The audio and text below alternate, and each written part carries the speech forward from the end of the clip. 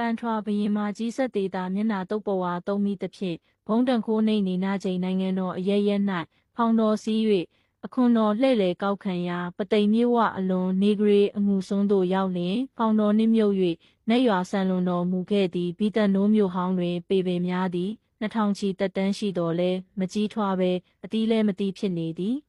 ပန်ထွာဘရင်မကြီး၏ငါလာမကြီးငါလာမသည်ဆိုသောဆုတောင်းကြောင့်ထိုဘရင်မလူပြန်မဖြစ်မချင်းပေပင်များအတီးမတီးနိုင်လူ၏အရက်အတိုင်းအထွာထက်မကြီးထွားနိုင်ဖြစ်နေသည်ဘီတန်နိုးမြို့ဟောင်းရှိဥယျာဉ်တွင်မူလကအင်ဂျင်ပင်မရှိတော်လဲဘီတန်နိုးနတ်မင်းကြီး၏အမိန့်ဖြင့်အင်ဂျင်ပွင့်များဥယျာဉ်တော်အတွင်းအလိုရောက်လာသောကြောင့်အင်ဂျင်ဥယျာဉ်ဟုခေါ်ဆိုကြသည်